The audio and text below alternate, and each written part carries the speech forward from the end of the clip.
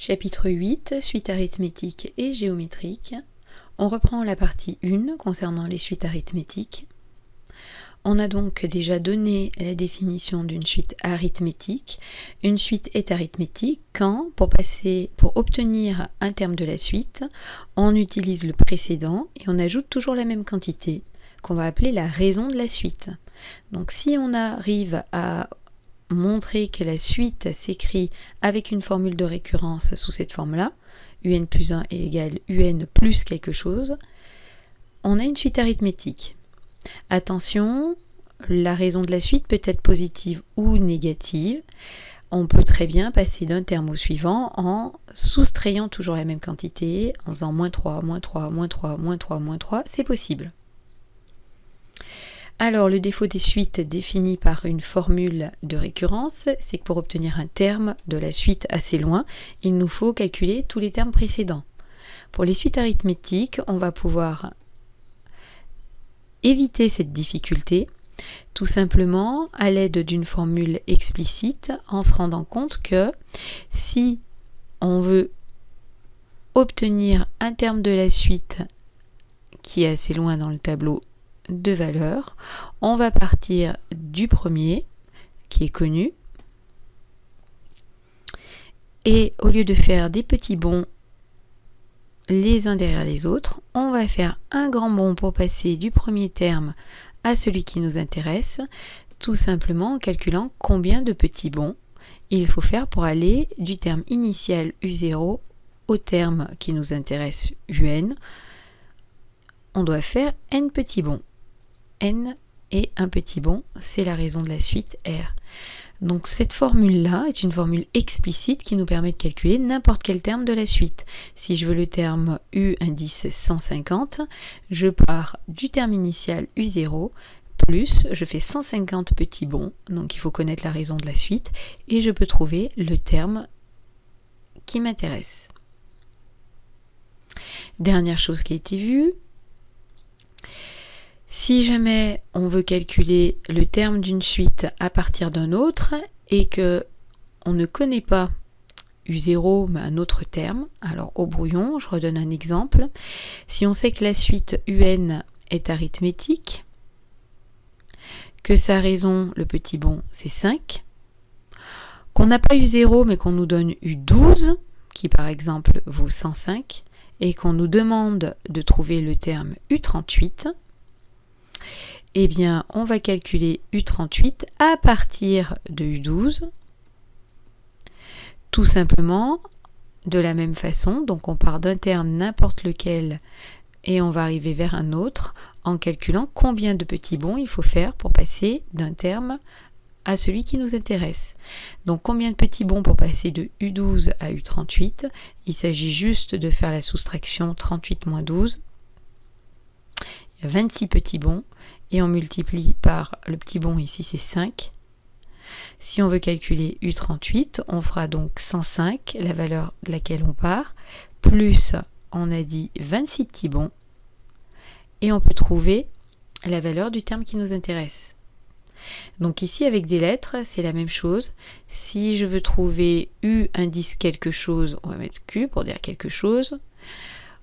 On peut l'obtenir à partir d'un autre terme, n'importe lequel, pas forcément U0, ça peut être UP. On calcule le nombre de petits bonds qu'il faut faire en faisant donc cet indice moins celui-ci et en multipliant par le petit bond, c'est la raison. Et ça marche quel que soit Q et P choisis. On ne met pas cet exemple dans la leçon. Dans la leçon, il y a des petits exercices qui vont nous servir de modèle de rédaction par la suite, qu'on regarde ensemble. Exercice 1, exercice 2, exercice 3 de la leçon. C'est parti. On nous dit que la suite est arithmétique. On nous donne le terme initial, on nous donne la raison et on nous demande de calculer U58. Donc là, hop, c'est ce qu'on a marqué dans le paragraphe petit 2. Si je veux U58, je ne vais pas calculer tous les termes de la suite. J'explique. Alors, on commence toujours en parlant avec une formule. On explique qu'on va partir de U0 et qu'on va faire 58 petits bonds. Maintenant, on remplace par les valeurs. U0, c'était 7. Le petit bond, il vaut 12. On donne le résultat du calcul. C'est 703.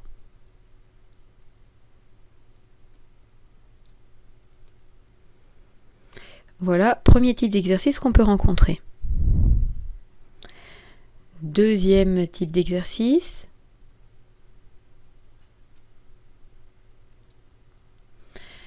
On nous dit que la suite est arithmétique, mais on ne connaît pas le petit bond. Justement, il va falloir déterminer la raison de la suite. On nous dit que U2 vaut 4 et que U15 est égal à 10. Comment trouver la valeur du petit bond? Alors, il faut écrire le lien qu'il y a entre U15 et U2.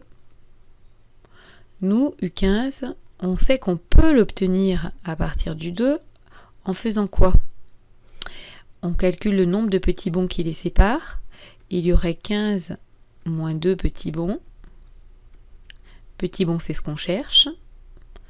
Donc, on remplace. U15, on sait que ça vaut 10. U2, on nous dit dans l'énoncé que c'est 4. Plus 13 petits bonds. On a une toute petite équation qui va nous permettre de trouver la valeur de petit r. Donc, je passe le 4 de l'autre côté. 13 petit r est égal à 6.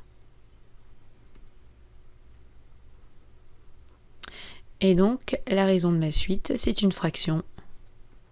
C'est possible qu'un petit bond soit une fraction, un nombre négatif, un nombre positif. 6/13. Dernier petit exercice, un petit peu plus compliqué. On nous donne une suite définie par une formule explicite. On nous dit que UN s'obtient en faisant 4 fois n plus 4. Et on nous demande si la suite est arithmétique.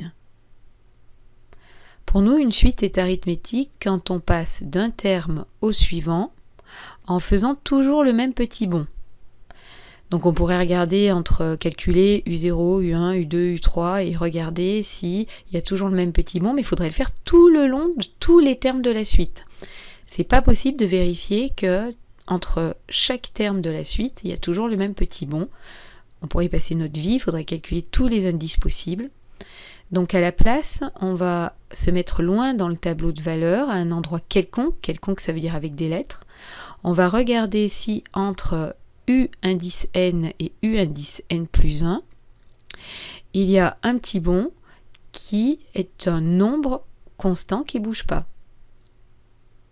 Donc la stratégie, on l'écrit, puis on va regarder comment on procède. On va donc écrire ce que fait UN plus 1 moins UN avec des lettres pour regarder si l'écart entre deux termes, n'importe lesquels, quand on travaille avec des lettres, c'est que ça veut dire que ça marcherait n'importe où, fait un nombre constant ou pas.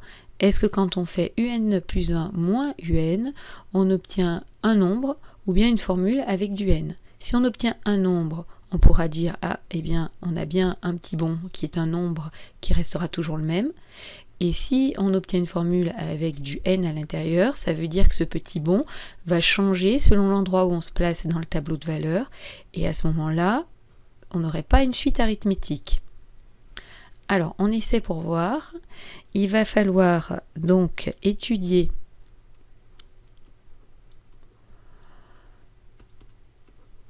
ce que ça fait que UN plus 1 moins UN. Alors, attention, voici la formule de la suite qui nous est donnée ici. U indice quelque chose.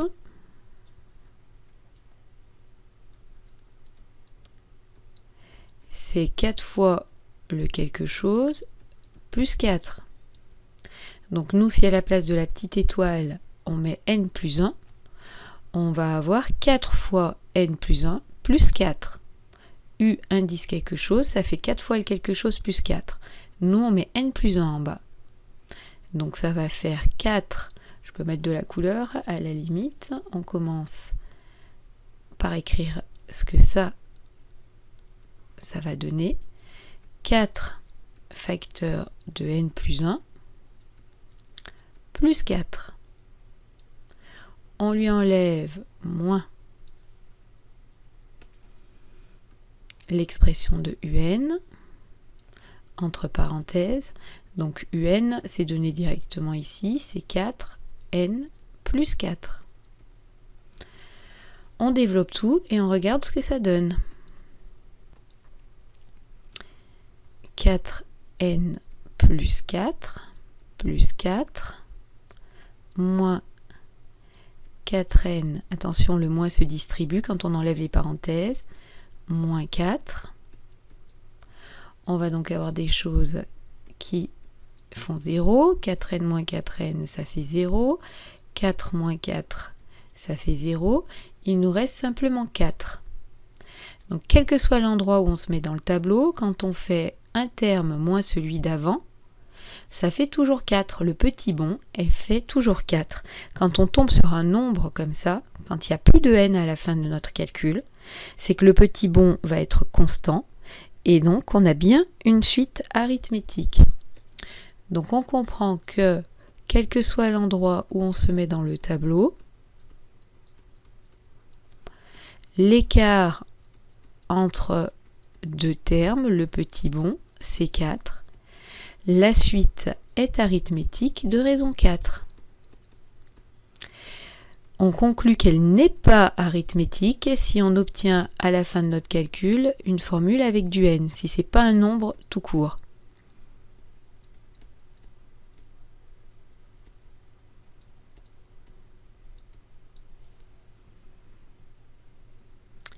Maintenant, on va pouvoir faire les exercices du livre.